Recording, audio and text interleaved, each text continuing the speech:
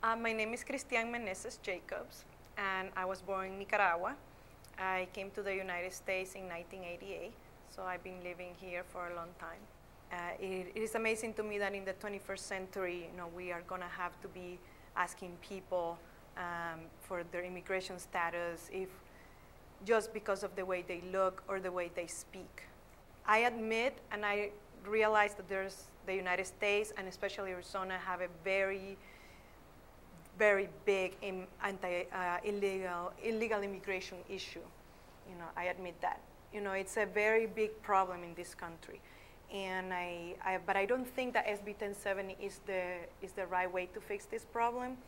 And I understand why the people who are behind this law are feeling, because the Arizona government have been asking the federal government for help for many years in trying to help us with the border in Arizona.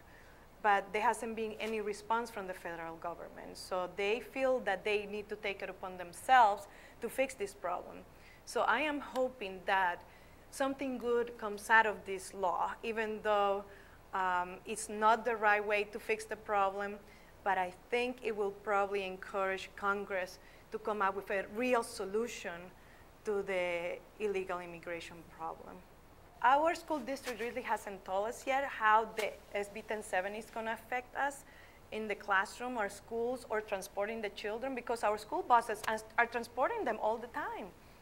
So, but the law doesn't explain that. So we really don't know what's going to happen, but it's very disturbing. It really concerns us a lot. I'm not really sure, if it is part of SB1070, but I know there has been talk about passing a law that says that teachers who speak with an accent cannot be teaching children who are English language learners, that have been identified as English language learners.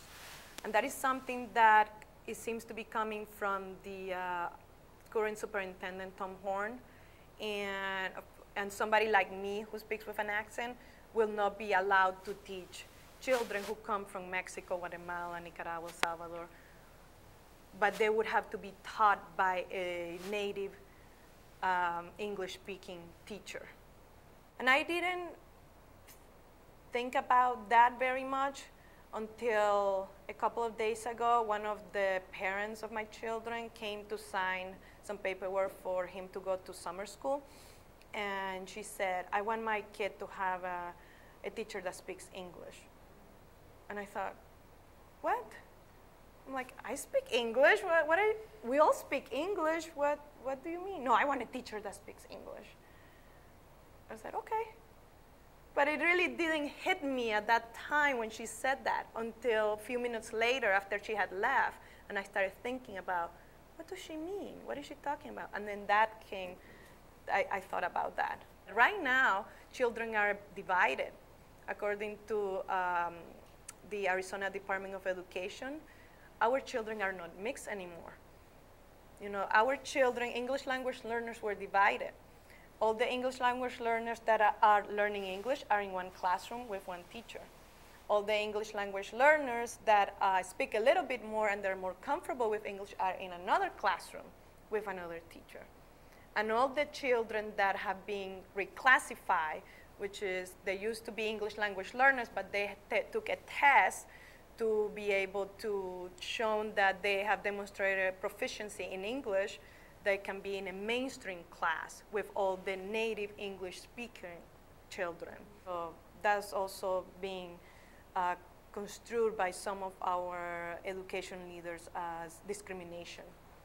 Teachers will not be allowed to teach ethnic studies anymore, and that comes from a high school in Tucson that has a program called La Raza Studies.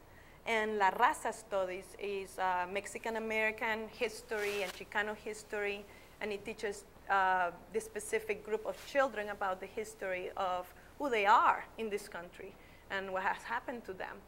But that doesn't only include Hispanic American studies, but also Asian American studies, African American studies, Native American studies.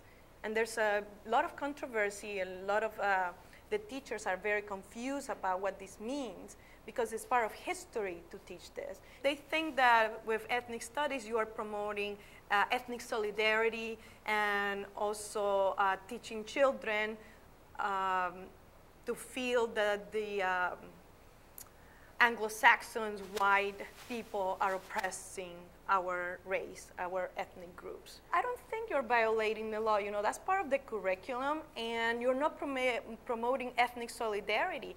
You are just comparing two actual historical events. What if we have a unit on African Americans? We cannot teach that anymore? It's very confusing, even though it's on this curriculum. It's on the school curriculum, and it's part of the state standards. So there's a controversy there, and we're not really sure what we're going to do. I think it's very narrow-minded. It's very, I think it's anti-American, actually, because America is a tapestry of all the ethnicities, of all these cultures. And that's the beauty of this country, that we're all different, but we all belong to the same country. We all have the same values. We all love this country for the freedom and the democracy that we can enjoy here.